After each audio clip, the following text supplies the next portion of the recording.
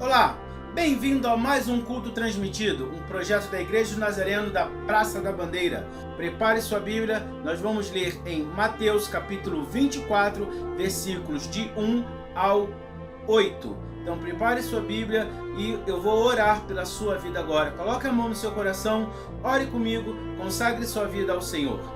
Senhor, meu Deus e meu Pai, obrigado a Deus porque podemos te louvar, te adorar, bendizer o teu santo nome. Senhor, tome cada pessoa que está, Deus, agora conosco assistindo este culto em suas casas, ó Deus, no seu trabalho, na locomoção, que o teu nome, ó Deus, seja revelado, a tua grandeza seja revelada a essas pessoas. Visita agora, Senhor, se tem alguém enfermo, restaura o doente, ó Deus.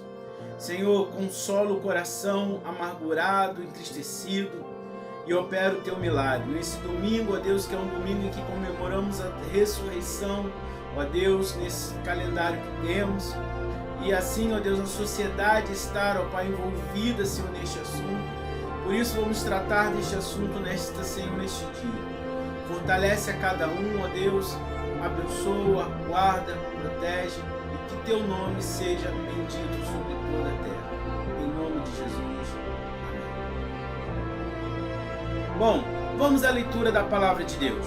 Mas, no primeiro dia da semana, alta madrugada, foram elas ao túmulo, levando os aromas que haviam preparado.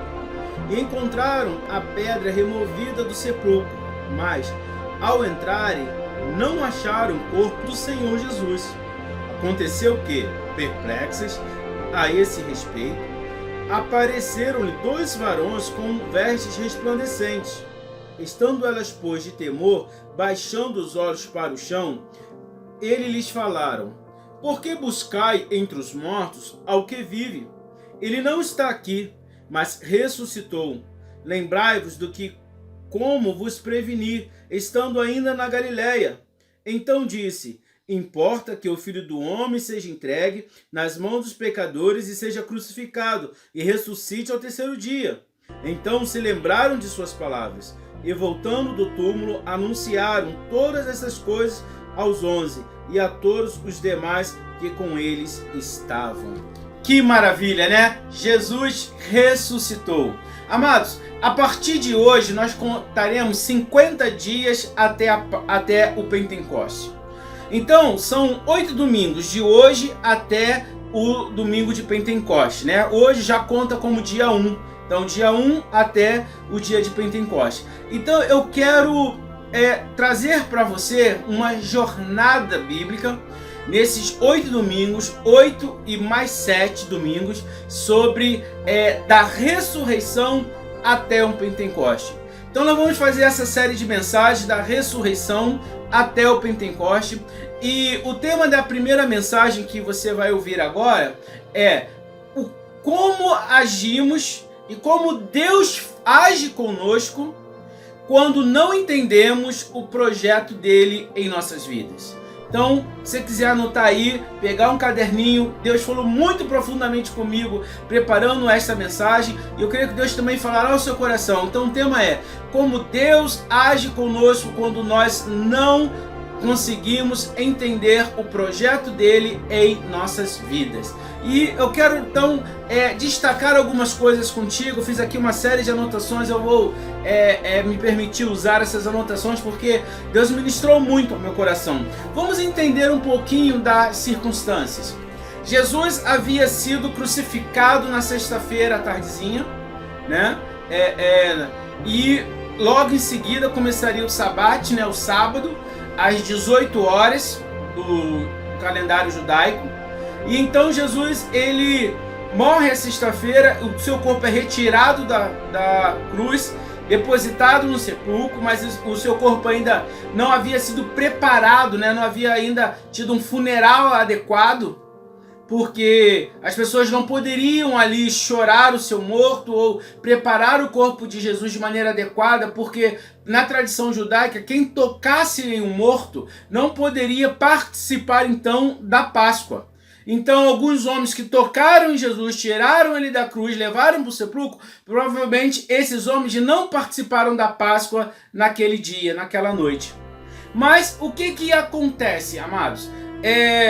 Então passa-se o sábado, chega então o domingo, primeiro dia da semana, aonde então aquelas mulheres elas decidem agora preparar o corpo para dar a Jesus um funeral adequado.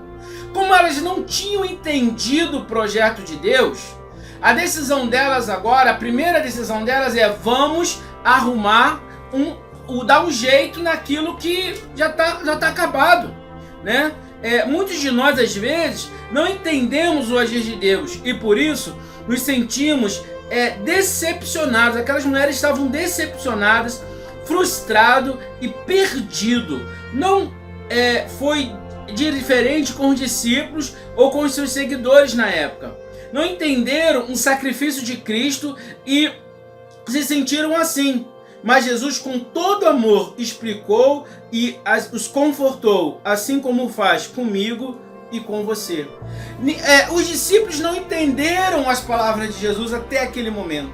Eles não entenderam que o rei ia de vir. Nós vamos acompanhar e ver que havia um sentimento de decepção, de tristeza, de dor, de perda, tudo ali envolvido, que são sentimentos normais quando a gente perde um ente querido, mas eles tinham a esperança, inclusive os discípulos de Jesus, que Jesus ele viria para restaurar o reino físico de Israel.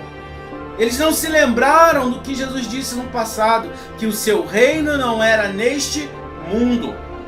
E aí o que acontece?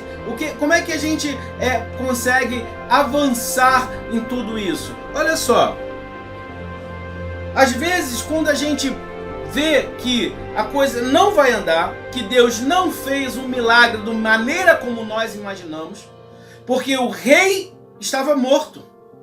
E a acusação que colocaram em cima da cabeça de Jesus era: este é o rei dos judeus. A esperança estava morta. O milagre não aconteceu como eles imaginavam. Israel não estava restaurado.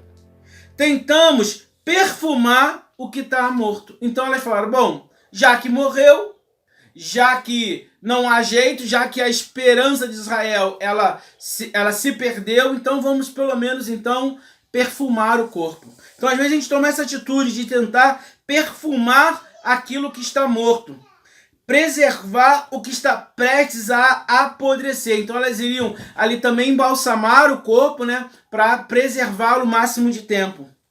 Como elas não entenderam o agir de Deus, elas agora tentavam preservar o que sobrou. Quantas vezes, querido, você está numa expectativa de que Deus vai fazer algo na maneira que você pensa que Ele vai fazer, e Deus não faz, e o milagre não vem da maneira que você pensa. Na verdade, você acha que o milagre não aconteceu. Você às vezes se revolta com Deus, ou às vezes até não se revolta com Deus, mas fica ali profundamente triste, chateado, amargurado. E o que acontece? Por causa disso, desses sentimentos, o que nos resta é catar os cacos, é catar o que sobrou, é juntar os pedacinhos para ver se dá ainda alguma coisa, perfumar aquilo que já está morto. E como é que a gente às vezes faz isso? Às vezes no evangelho, na caminhada com Deus, é assim: nós não entendemos o agir de Deus e o que nos resta é perfumar o que já está morto. E a gente perfuma isso. Nós perfumamos isso com alguns jargões e tentamos nos fazer acreditar. Ou então chegam pessoas para nós e falam palavras cotidianas para tentar nos levantar naquele momento de dor, de perda. Tipo, foi a vontade de Deus. Como se essa frase resolvesse toda a amargura, a dor, a decepção que está no seu coração. Não, meu irmão, foi da vontade de Deus.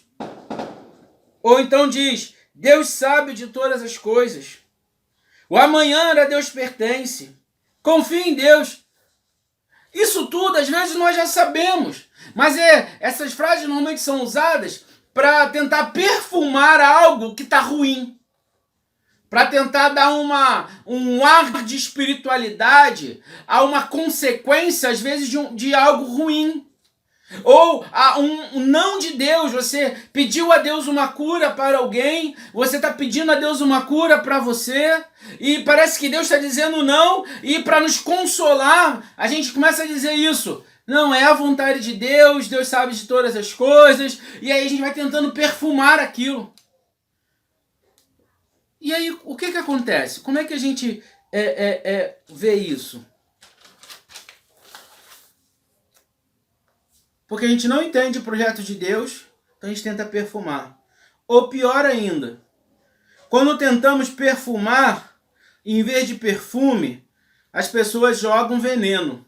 Vou te dar aqui 2 frases venenosas que às vezes as pessoas falam para justificar quando as coisas dão errado na vida de alguém.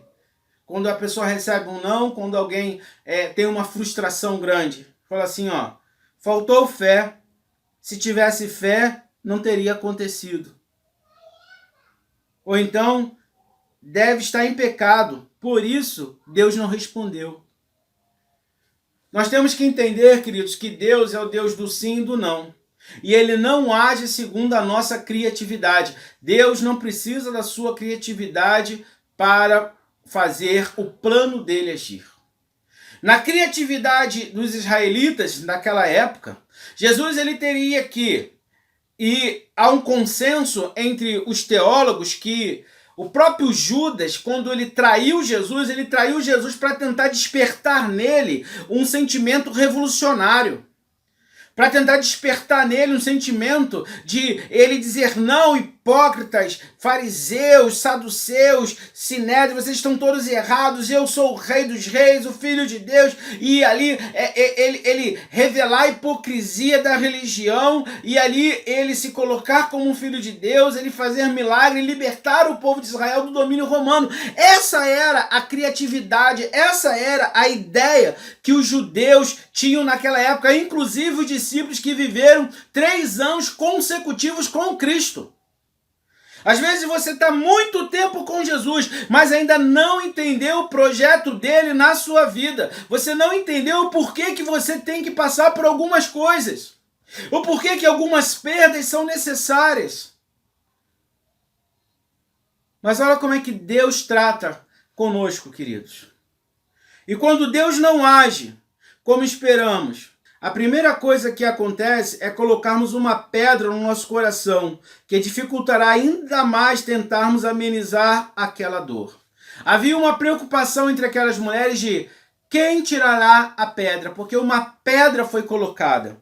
Marcos 16, versículo 2 e 3 diz assim, ó, diziam umas às outras, quem nos removerá a pedra da entrada do túmulo? E olhando, viram que a pedra já estava removida, pois era muito grande. Em momentos de dor, é natural que a gente coloque uma pedra no nosso coração, que a gente sepulte, né, as nossas emoções, e aquilo vai, às vezes, apodrecendo dentro de nós. E quando, olha como é que Deus faz, e às vezes as pessoas que estão querendo nos ajudar, seja com frases feitas ou com veneno, de alguma forma tentando amenizar a coisa, elas sabem que no momento de profunda perda, há sempre uma pedra primeiro a ser retirada.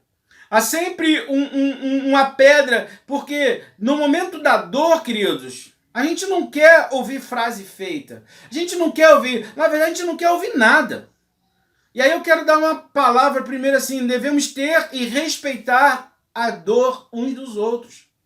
Repare que Jesus também respeitou a dor dos seus discípulos. Ele morre na sexta-feira e ele não faz nada nesta terra no sábado, nem depois da sua morte.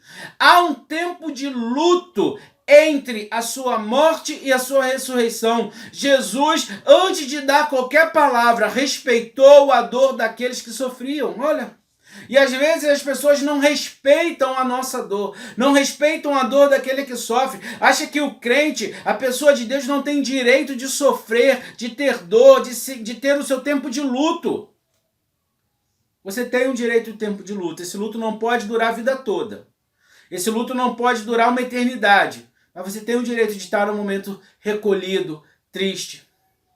Mas a primeira coisa que Deus faz, quando Ele quer agir na nossa vida, quando Ele quer mostrar o projeto dele para nós, é tirar esta pedra de dor. A palavra de Deus diz que a pedra era grande. E ela, a tradição nos afirma que ela foi selada.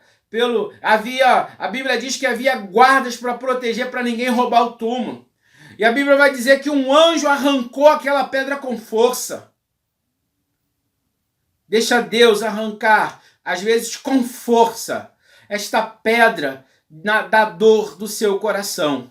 Esta pedra do seu túmulo, esta pedra de amargura, de tristeza. Deus não tem prazer no teu sofrimento. Deus não te fez, Ele respeita o tempo da sua dor, mas essa dor tem que acabar. Essa cicatriz, essa ferida tem que cicatrizar. Havia uma ferida no coração daquelas pessoas, dos seus discípulos, das mulheres também discípulas de Cristo. Mas Jesus, o primeiro ato de Deus foi: arranque a pedra, tire a pedra. E ao tirarem a pedra, olha que maravilha, elas vão ali e elas observam que a pedra está tirada. E os anjos falam: por que vocês procuram entre os mortos aquele que ressuscitou? Naturalmente, amados, nos esquecemos das falas de Cristo em nós e do nosso passado com Ele, já que o presente é de tristeza e dor. Uma das coisas que me marcam nesse texto é a palavra daquele anjo. Lucas 24, verso 6 a 8 diz assim: Ele não está aqui, mas ressuscitou. Lembrai-vos de como vos preveniu, estando ainda na Galileia, quando disse: importa que o Filho do Homem seja entregue nas mãos dos pecadores, e seja crucificado, e ressuscite ao terceiro dia. Então se lembraram de suas palavras. Que maravilha esse texto, queridos. É preciso que nós nos lembremos da nossa história com Cristo, da nossa história com Deus e daquilo que Ele falou para nós de antemão. A palavra dada ao anjo não é algo que iria acontecer, mas era algo que já havia sido dito. Deus não invalidou a palavra dele na sua vida por causa do tempo e das circunstâncias atuais. Deus continua o mesmo e Ele está agora fazendo um convite a mim e a você. Lembre-se do que Deus falou ao seu coração no passado. Lembre-se do que Cristo já ministrou na sua vida. Isso não se perdeu. É preciso lembrar, queridos.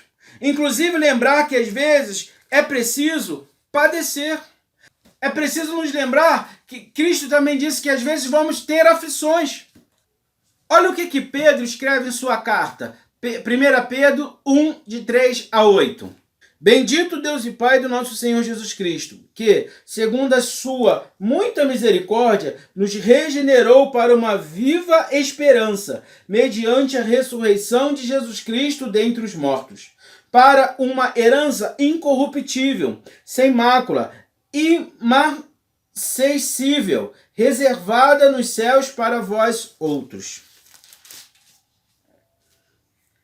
que sois guardados pelo poder de Deus, mediante a fé, para a salvação, preparada para revelar-se no último tempo. Nisso exultais, embora no presente por breve tempo, se necessário sejais contristados por várias provações, para que, uma vez confirmado vossa fé, muito mais preciosa do que o ouro perecível, mesmo apurado por fogo, redunde em louvor, glória e honra na revelação de Jesus Cristo, a quem não havendo visto, há mais, no qual, não vendo agora, mas crendo, exultais com alegria indivisível e cheio de glória, obtendo o fim da vossa fé, a salvação de vossas almas. Pedro escreve isso para a igreja no momento de perseguição. Pedro, depois que ele entendeu o projeto de Deus na vida dele, nada mais o abalou. Pedro, a tradição diz que ele foi crucificado de cabeça para baixo. Na Itália tem ali, né, a Praça São Pedro, em Roma. Querido, ali é o local onde acredita que Pedro foi crucificado e também depois queimado. As pessoas eram queimadas como tochas vivas. Pedro, ele, além de crucificado, ele talvez tenha sido queimado. Mas crucificado de cabeça para baixo há um consenso entre os historiadores. Eu quero te dizer o seguinte. Jesus, ele falou, olha, era necessário que eu padeça. Fazia parte do projeto de Deus esse sofrimento para que eu traga paz a você. Porque, segundo Isaías, capítulo 53, o castigo que nos traz a paz estava sobre ele. Jesus, ele nos garante, queridos, a vitória, nos garante a bênção, mas ele também disse que no mundo teremos aflições. Qual tem sido a sua prova? Qual tem sido a sua dor? Isso tem te afastado do Evangelho? Ou tem te aproximado do Evangelho?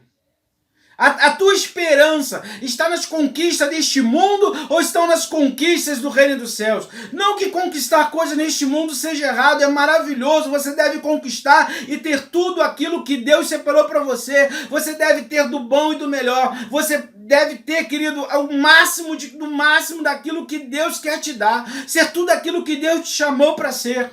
Mas o seu coração não pode estar firmado nessas coisas.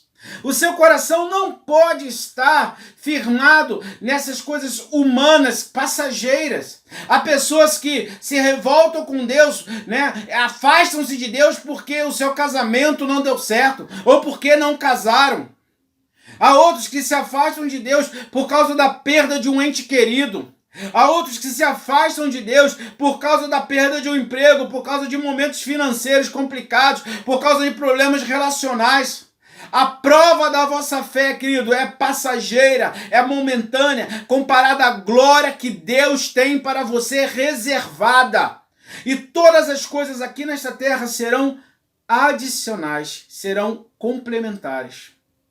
Deus não invalida o projeto dele na sua vida. E esse tempo de dor é um tempo de provação.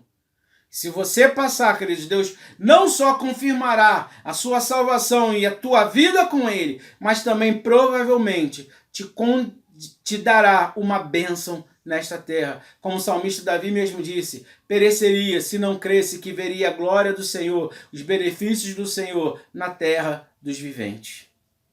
Há uma promessa para depois, há uma promessa para agora. A questão é, será que realmente nada te separa do amor de Deus? Será que realmente nada te separa? A fome, a espada, a dor? Pedro, ele foi crucificado, morreu pelo Evangelho. Será que você e eu estamos dispostos a morrer por este Evangelho? A morrer por Cristo? A darmos a nossa vida por amor ao Senhor? Essa é a pergunta que temos que fazer. Porque se tivermos, queridos, dispostos a entregar a nossa vida, se pudermos falar como Paulo disse, não sou mais eu que vivo, mas Cristo vive em mim, podemos então dizer, nada nos separará do amor de Deus. É preciso que, nesses dias, amados, em que o mundo está sendo preparado para o governo do anticristo, em que a terra está sendo preparada para... Eu vejo as coisas acontecendo e eu vejo que o mundo ele está já chegando aos estágios finais de preparação para que o anticristo se manifeste. E a minha pergunta é, como está a sua vida? Eu estou muito preocupado com isso. Será que você será capaz de enfrentar a morte por amor a Cristo durante a grande tribulação, se a igreja estiver aqui na grande tribulação? Ué, pastor, mas a igreja não vai ser arrebatada primeiro? Pode ser que sim, mas existem muitos irmãos, muitas referências que contestam, que afirmam que a igreja passará pela grande tribulação. E aí eu te pergunto, você está disposto a não perder a sua salvação por nada? Essa decepção, essa tristeza, essa dor que você sente, deixa hoje Jesus tirar a pedra e te fazer lembrar daquilo que Ele disse para você no passado. Não se afaste de Deus por causa dessa dor. Não se afaste de Deus. Não se afaste de Deus por causa dessa dor. Quando entendemos o agir de Deus, seu propósito, em nós. Nós então temos a missão de falar desse propósito aos outros.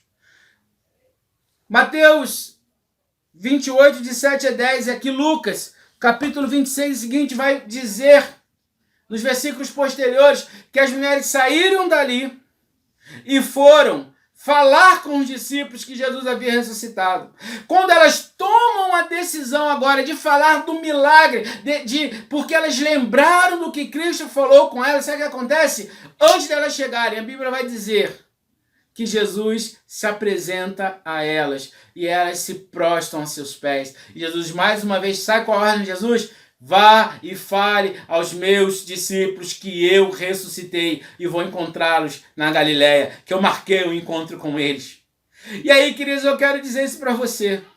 Em vez de você ficar cultivando esta dor, em vez de você ficar cultivando este sofrimento, em vez de você ficar cultivando esta lamúria, fale que Jesus ressuscitou e marcou o encontro com as pessoas que estão ao seu redor. Deixe a ressurreição de Cristo trazer vida também à sua vida.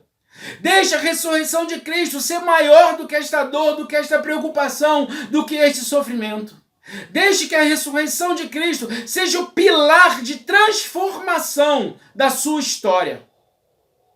Deixe que a ressurreição de Cristo transforme a tua tristeza em alegria. E conte para outras pessoas que Jesus ressuscitou. Jesus ressuscitou. Não perca a chama desse anúncio. As mulheres saíram dali agora consoladas, confortáveis. Foram para tentar minimizar as perdas e saíram dali agora esperançosas, anunciando. Chegaram os discípulos. Eu te faço esse convite. Anuncie a ressurreição de Cristo no seu trabalho. Seu trabalho não é para você ganhar dinheiro. Seu trabalho é um local onde Deus te colocou para anunciar que Jesus ressuscitou. Na sua família, na sua rua, entre os seus vizinhos, entre os moradores do seu prédio, na sua escola, na faculdade, anuncie que Cristo ressuscitou. E você vai ver que muitas das tristezas que assolam o seu coração serão dissipadas, porque a ressurreição de Cristo nos traz a justificação, perdoa os nossos pecados, resolve o nosso maior problema, que é o do pecado. Porque Jesus morreu na cruz para nos perdoar de nossos pecados. Por isso eu te faço esse convite. Anuncie, viva, se alegre na ressurreição de Cristo, porque Ele ressuscitou. Pense nisso. Eu quero orar pela sua vida. Senhor, na Tua presença estamos alegres, porque o Senhor ressuscitou. Porque o Senhor é o nosso Jeová Jiré, é o nosso Deus provedor, é aquele que pode fazer e agir todas as coisas. E eu te peço agora, Deus, renova a alegria da Tua ressurreição nos corações dos Teus filhos. Renova a alegria, Pai, da Tua ressurreição, ó Deus, nas nossas vidas. Renova, tira agora toda a pedra de amargura, de dor, de sofrimento, ó Deus. E coloca, Senhor, agora a chama daquilo que o Senhor já falou conosco no passado. E renova a alegria. Restaura agora o casamento, ó Deus, que estava morto. Ressuscita esse casamento, ó Deus. Ressuscita agora, Deus, o relacionamento desta família, Pai, entre pais e filhos. Ressuscita agora, Deus, o relacionamento, ó Deus, espiritual que estava perdido. Ressuscita agora, Senhor, o relacionamento contigo, ó Deus. Renova a alegria da Tua ressurreição em nossas vidas. Porque Tu és o nosso Deus, o Senhor, e o Senhor não está morto, o Senhor ressuscitou. Muito obrigado pela alegria da ressurreição. Consola o coração, cicatriza a ferida, porque o Senhor ressuscitou, ó Deus. Destrava a vida desta pessoa, Senhor. Destrava agora esse ser, ó Pai. E que essa pessoa viva, Senhor, uma vida livre, ó Pai, para proclamar a Tua ressurreição e viver a Tua ressurreição. Eu te peço em nome de Jesus. Amém. Eu quero te fazer um convite, você que ouviu essa palavra. Eu quero te desafiar a, primeiro, toda vez que você pensar em algo que te deixa triste, você lê este capítulo que nós lemos de Lucas e orar ao Senhor e dizer: Senhor, substitui esta tristeza, esta dor, pela alegria da tua ressurreição na minha vida. 2, eu quero te desafiar a falar da ressurreição de Cristo nos ambientes que você habita. Se você mora numa rua, a falar dessa ressurreição para alguém na sua rua. Se você trabalha, falar para alguém no seu trabalho, se você está tendo contato com o pessoal, né? Por causa da quarentena, talvez você não esteja tendo contato físico. Mas se de alguma forma você falar desta ressurreição. Eu quero... Ah, pastor, mas como? Peça a Deus, Ele vai te dar uma estratégia, seja por zap, você pode enviar um filme, né? Um link de um filme, Deus não está morto, por exemplo, e pedir para a pessoa ver, e depois falar assim: olha, fulano, vê o que você acha desse filme que eu quero falar uma coisa contigo. Eu quero te desafiar, querido, a essa semana falar dessa ressurreição para alguém. Não ficar calado com essa ressurreição. No seu trabalho, na sua escola, na sua faculdade, para os seus amigos. E uma vez para cada ambiente, no mínimo. No seu prédio. Fale dessa ressurreição. Que Deus irá te honrar plenamente.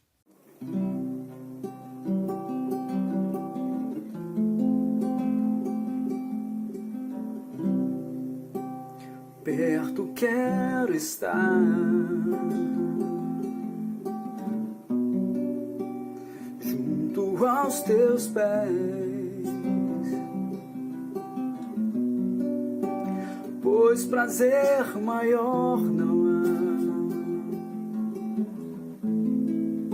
que me render e te adorar.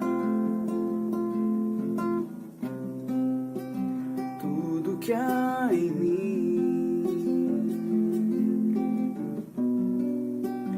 quero te ofertar, mas ainda é pouco eu sei, se comparado ao que eu ganhei. Não sou apenas servo, seu amigo me tornei.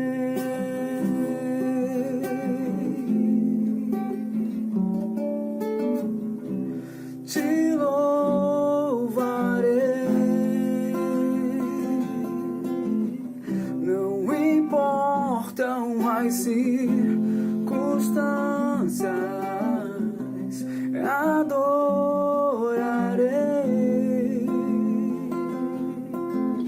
somente a ti, Jesus.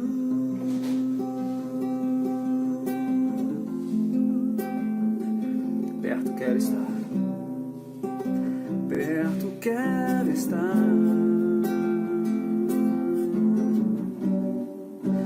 junto aos teus pés, pois prazer maior não há que me render e te adorar. Tudo que há em mim quero te ofertar, mas ainda é bom que eu sei, se comparado ao que eu ganhei. Não sou apenas servo, seu amigo me tornei.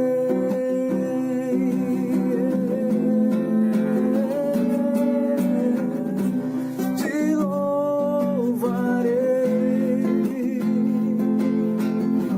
não importam as circunstâncias, adorarei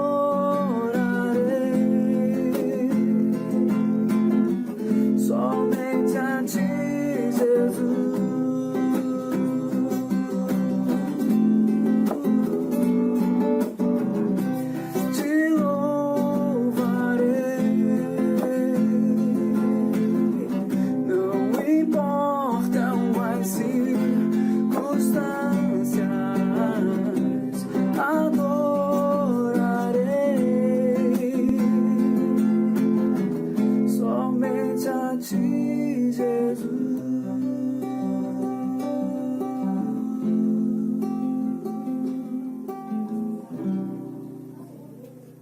Você que fez o seu jejum, vamos agora entregar o nosso jejum. Fizemos essa semana um jejum de açúcar, pedindo a Deus para sermos um instrumento em suas mãos. E a partir de amanhã, segunda-feira, entraremos no jejum de fermento. Não consumiremos nada que contenha fermento de qualquer tipo, para então pedirmos ao Senhor para termos revelação da sua palavra. Você que está em jejum, coloque a mão sobre o seu coração, ore comigo. Senhor Deus, na tua presença estamos, eu oro por este irmão, por esta irmã, que com diligência, Deus, está agora entregando o seu jejum, ó Deus. Jejum de açúcar, ó Deus, pedindo para ser um instrumento, ó Deus, nas suas mãos. Ó Deus, que essa pessoa tenha agora um espírito de intrepidez, um espírito, ó Deus, de coragem, ó Deus, para falar do teu amor, da tua ressurreição, àqueles, ó Deus, que lhe cercam. Eu quero, ó Deus, te pedir neste momento, receba esse jejum como um cheiro suave. E a partir, ó Pai, desta segunda-feira, estaremos jejuando de fermento, pedindo a Ti, para que o Senhor nos dê, ó Deus, a verdade, a revelação da Tua palavra. Te pedimos, ó Pai, em nome de Jesus. Amém. Glória a Deus, queridos. E você que não pôde cear conosco na sexta-feira e preparou sua santa ceia, pega agora o seu pão, o seu cálice, e eu vou estar ministrando a ceia para você. Livro de Coríntios, na sua carta, melhor, na carta de Paulo aos Coríntios, ele diz: porque eu recebi do Senhor o que também vos ensinei. Que o Senhor Jesus, na noite em que foi traído, pegou o pão e, tendo dado graças, disse: este é meu corpo que é dado por vós. Fazei isto em memória de mim. Pois toda vez que comerdes o pão e beberdes o cálice, anunciais a morte do Senhor até que eu venha. E depois, de semelhante modo, depois de ter ceado, tomou-lhe o cálice e disse: este é o cálice da nova aliança do meu sangue. Bebei dele todas as vezes que comerdes em memória de mim. Então, convido você agora a pegar o seu pão, que representa o corpo de Cristo, e conosco agora, nesse domingo de ressurreição, no início da nossa contagem para o Pentecoste, você ora ao Senhor: Senhor, obrigado, porque nesta manhã, ó Pai, eu posso cear contigo. Consagramos a Ti este pão, este cálice, que é o cálice, ó Deus, da nova aliança, e o pão que representa o Teu corpo. Purifica Teu filho, ó Pai, a Tua filha com Teu sangue, e que ele viva plenamente os benefícios da Tua ressurreição. Consagramos a Ti em nome de Jesus. Amém. Então, você que discerne, conhece o pão e o cálice do Senhor, coma agora diante de Deus o pão. Glória a Deus. Beba agora o cálice do Senhor. Obrigado, Senhor, pelo Teu filho, a Tua filha que valorizou ter esta comunhão contigo. Valorizou, ó Deus, ter este momento contigo e não desprezou a Tua santa ceia, Senhor. Obrigado, ó Deus. Com Tua comunhão, Senhor, nesse ato externo, revela aquilo que temos internamente. Fortaleça o coração e a vida de cada um. Em nome de Jesus. Amém, Senhor. E amém, Jesus. Que Deus te abençoe. Tenha uma semana de bênção, uma semana de paz, uma semana de vitória. Fale da ressurreição de Cristo, conquiste novas coisas. E vamos orar, queridos, agora, antes de tudo, pela nossa nação, pelos nossos governantes, para que esse coronavírus suma do nosso país, para que os médicos, nossos cientistas, eles consigam aplicar, né, a medicina de maneira direta agora, que a cloroquina faça aí os efeitos esperados em todos os pacientes e que acabe essa guerra política, que Deus repreenda esse espírito de guerra da nossa nação, né? Que os corruptos sejam tirados de suas cadeiras e o Senhor coloque pessoas honestas para governar a nossa nação. Senhor, te pedimos por esta nação. Levantamos um clamor, ó Pai, pelo governador, pelo prefeito, ó Deus, pelos governadores, pelos prefeitos e pelo presidente, pelos deputados e senadores. Que aqueles que estão ali, ó Deus, pensando somente em si, com ações de corrupção, sejam retirados, ó Deus, desses lugares. O Senhor coloque homens honestos. Repreendemos, ó Deus, toda ação de corrupção da nossa nação, ó Deus. Senhor, também oramos a Ti em nome de Jesus, ó Pai, para que o Senhor agora, Pai, opere um milagre na nossa nação, ó Deus, abençoando as pessoas que estão internadas, ó Deus, acamadas, não só por causa do coronavírus, mas de tantas outras doenças, mas em especial, Deus, por causa do coronavírus. Te pedimos que o Senhor livre a nossa nação desse vírus e dessa psicologia do medo, ó Deus, que tem causado, Deus, muito mais danos do que o próprio vírus. Que o teu nome seja exaltado nesta nação, ó Deus. Que esta nação cresça, Deus, além do esperado. Todas as notícias agora são ruins, ó Pai, mas o Senhor pode restaurar a sorte dessa nação. Acabar, ó Deus, com esta quarentena, Senhor, de medo, de pavor. E fazer, ó Deus, com que esta nação cresça, que os empregos sejam retomados, ó Pai, e que ela floresça. Por isso, ó Deus, declaramos que esta nação é tua e não do inimigo. Quebra, Pai, toda a artimanha do diabo sobre esta nação, ó Deus. E que, ó Pai, os homens honestos, ó Deus, governem, sejam deputados, sejam vereadores, sejam prefeitos, ó Pai. Sejam, ó Pai, pessoas na justiça. Tira, Deus, os juízes corruptos, ó Pai.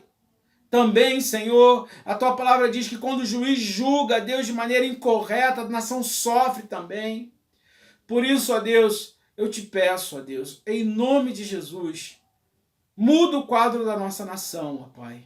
Muda o quadro do Rio de Janeiro, ó Pai. Muda o quadro, Senhor, dos estados do Brasil, Senhor. A ti oramos, ó Pai, em nome de Jesus. Amém, Senhor, e amém, Jesus. Que o amor de Deus, a graça de Jesus e a comunhão do Divino Espírito Santo seja contigo, com a tua família, com teus negócios, com teu trabalho, com teus estudos. Hoje e sempre, amém. Um excelente dia, que você consiga dormir à noite em paz, com Cristo Jesus ao seu lado.